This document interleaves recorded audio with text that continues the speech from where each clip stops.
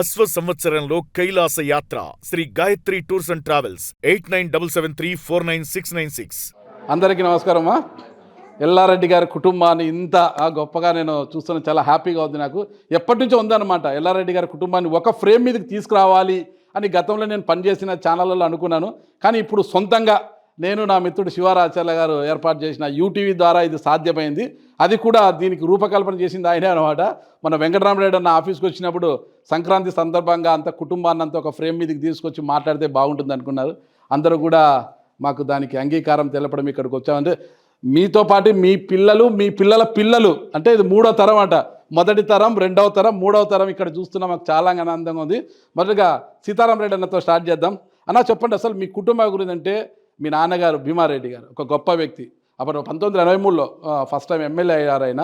అంటే అప్పటి నుంచి ఇప్పటి వరకు కూడా మీ అన్నదమ్ములంతా కూడా ఇంత అన్యోన్యంగా ఇంత ఐకమత్యంగా ఉండడానికి బలమైన కారణం ఏంటన్నా? అందరూ ఒకరు అర్థం చేసుకొని పోతున్నాం కాబట్టి ఇది బలంగా ఉన్నాము. ఇప్పుడు నేను చెప్పింది ఏదన్నా కరెక్ట్గా ఉంటే అందరూ ఓకే అంటారు, తప్పుంటే ఇట్లా పోదామన్నా మనమంతా ఈ దారిలో పోదామంటే ఆ దారిలో పోతున్నాము. అది అన్న మాటకి ఎప్పుడైనా తమ్ముళ్ళు ఎదురు చెప్పడం కానీ ఎదురు అంటే ఏం చెప్పడా, ఇప్పుడు ఏదో నీదే పొరపాటు చేస్తే ఇది కాదన్నా మనం ఇట్లా పోదాము ఈ రూట్లో పోదామని చెప్తారు అంతేగాని ఓకే ఎదురంటే ఎవరు చెప్పేవాళ్ళు లేరు. ఓకే, రాముడు ఒక గీత గీసే లక్ష్మణుడు ఎలా దాటాడో అలాగా సీతారాం రెడ్డి గారు ఒక గీత గీసే తమ్ముళ్ళు ఆ గీత దాటుకొని ఉంటారా? ఉంటారు. ఇంత క్రమశిక్షణ ఎలా వచ్చిందన్న అసలు మీ కుటుంబంలో? ఆ తాతల కాలం నుంచి అట్లే ఉంది. శివరామరెడ్డి గారు అంటే ఆయన పేరే కదా అన్నకు పెట్టారు, కొనకొండల శివరామరెడ్డి గారు ఆయన పేరే ఆయనకు పెట్టారు. ఒకసారి మీ కుటుంబ నేపథ్యం చాలా మందికి తెలుసన్న, మా యూటీవీ వీక్షకులు కూడా తెలుసుకోవాలి కూడా. ఒక్కసారి చెప్పండి, అంటే మీ సంస్థానం మనం తీసుకుంటే మీ స్వగ్రామం ఉంటే ఉరవకొండలో కొనకొండల మీది సొంతూరు అయితే అక్కడ నుంచి రాంపురంతో చాలా అనుబంధం వచ్చింది. రాంపురం రెడ్డి సోదరులు అంటారు మీరు, కొనకొండల రెడ్డి సోదరులు ఎవరు అనరు. రాంపురం రెడ్డి సోదరులు అంటేనే అందరూ మీరు గుర్తొస్తారు అందరికి కూడా. అంటే ఏంది సార్, కొనుకొండల మీది సొంతూరు అయితే రాంపురం రెడ్డి సోదరులకు ఎలా మారిపోయారు? దీనికి మీకు అనుబంధం ఏంటి, ఇక్కడికి ఎందుకు వచ్చారనేది? ఇక్కడికి మా నాన్న దత్త వచ్చినాడు. ఎవరికి దత్త వచ్చారు? మా అవ్వ వాళ్ళు తీసుకున్నారు.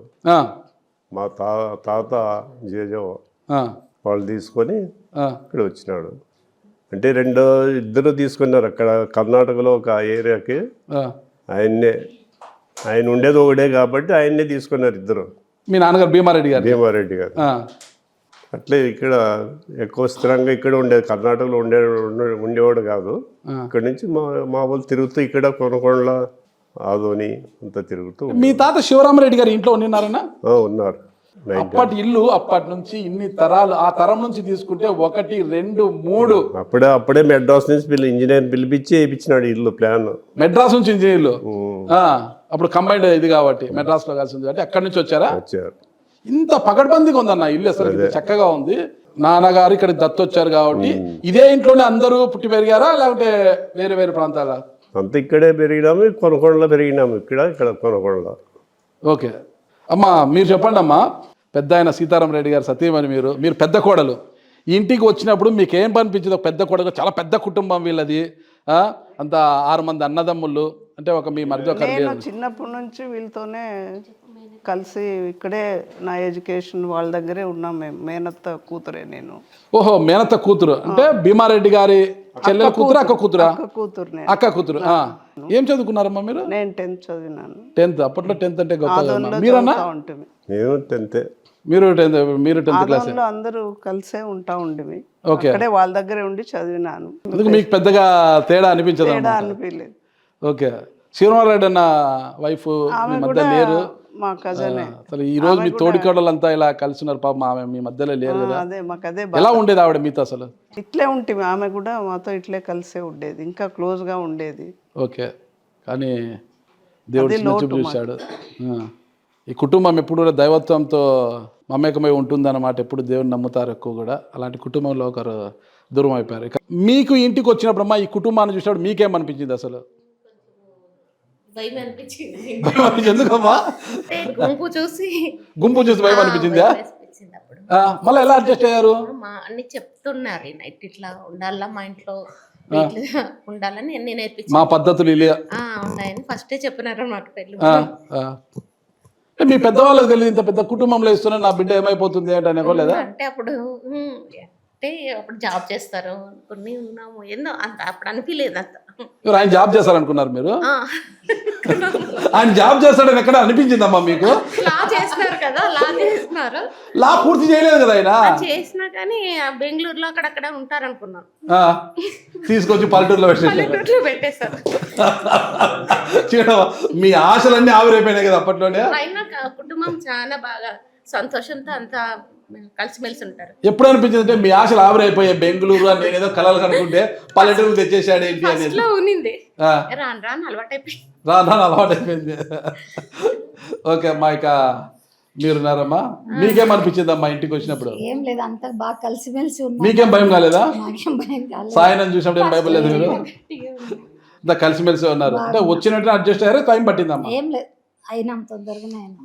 ఓకే, తొందరగానే అయినా. వాళ్ళ అన్నదమ్ములు కానీ కలిసి ఉండరు కాబట్టి మాది కూడా ఉమ్మడి కుటుంబమే.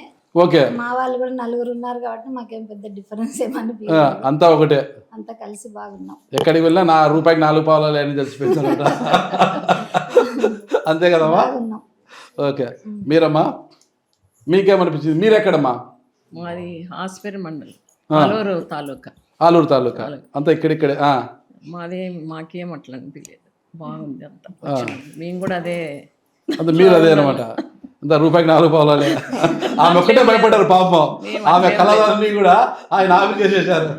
నా ఇది లా చేస్తున్నావు, లాయర్ అవుతావు, అది ఇది అనుకున్నారంట. మరి ఏంటి అసలు వదిన గారిని ఇట్లా? లాయర్ కాలేకపోయినాం, లయర్ అయినాం. లయర్ అయినారా? అంతే కదా, అంతేనా? ఒప్పుకుంటారు లయర్ అన్నట్టు.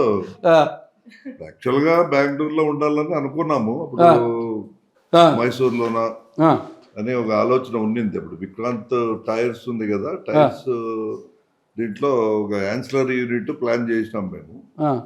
నేను, మా చిన్నాయన, మా పిన్నమ్మ భర్త, ఇంకా విజయభాస్కర్ రెడ్డి సన్నిన్లా, వీళ్ళందరూ కలిసి అనుకొని ప్లాన్ చేసినాము. దానిపైన వర్కౌట్ చేసినాము. చేసిన తర్వాత అది కొద్దిగా డిలే అయ్యే ప్రాజెక్ట్. ఫాదరు కూడా అప్పుడు ఎక్స్పైర్ కావడము, ఇవన్నీ కొన్ని కారణాల వల్ల పూర్తి స్థాయిలో ఇంకా మనము దాని నుంచి బయటకు వచ్చేస్తుంది. వచ్చిన తర్వాత 1 year లోపల మ్యారేజ్ చేసుకోవాలా అని అప్పుడు కండిషన్స్ ఉంటాయి కదా, మామూలుగా 1 year లోపల చేసుకోలేదంటే కండిషన్ కాదు, శాస్త్రం అది అంతవరకు. శాస్త్రం మంచిదని చెప్పేసి అప్పుడు వీళ్ళ ఫాదర్ వచ్చేసి అడిషనల్ అసిస్టెంట్ డైరెక్టర్ గా ఉండే animal husbandry culture department. So అనుకోకుండా ఎవరో మా పిన్నమ్మ ఇంకొక ఆమె చనిపోయింది, ఆమె ద్వారా ఈ అలయన్స్ వచ్చింది. సరే, నేను బాగా ఉన్నాను కదా, హ్యాండ్సమ్ గా ఉన్నాము, బాగున్నానని చేసుకుంది. ఉద్యోగము సద్యోగం అన్ని తర్వాత ఎట్లో లేక అప్పటికే ఎమ్మెల్యే ఫ్యామిలీస్ అంటే బాగా ఎక్కడో చోట హ్యాండ్సమ్ గా ఉన్నావు అనేసి. అంతే కదా, అంటే నువ్వు అనుకున్నా హ్యాండ్సమ్ గా ఉన్నా, ఆవిడ మా వదిన అనుకున్నారు అట్లా. పెళ్ళైనాక వాళ్ళు చెప్తేనే చేసి, నేను యాక్చువల్ గా చూసి వచ్చినాక సంవత్సరంకి చేసుకోండేది. అంత గ్యాప్ ఇచ్చినావు? ఏమంత గ్యాప్ ఇచ్చినావు? మళ్ళీ వేరే చోటు మళ్ళీ ఈఎం తర్వాత ఈఎం చూసి వచ్చిన తర్వాత మళ్ళీ 4-5 చూసినా మధ్యలో.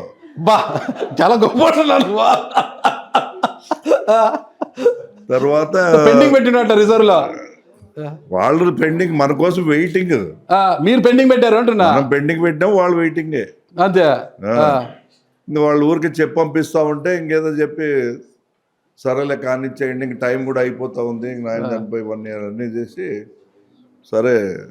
4 చూశారు కదా మా ఉదయం తర్వాత ఫస్ట్ తర్వాత. అవును, ఆ 4 మీరు నచ్చలేదా, మీకు వాళ్ళు నచ్చలేదా? నాకే నచ్చలేదు. మీకే వాళ్ళు నచ్చలేదా? ఎందుకన్నా?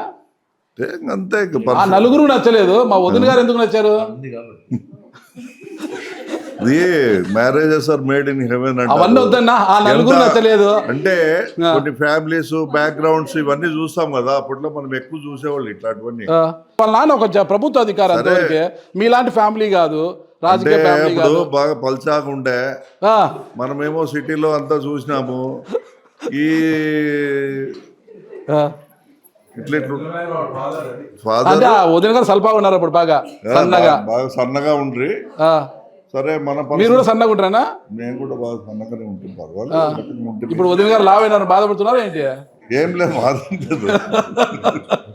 బాధపడేది ఏం లేదు ఇప్పుడు.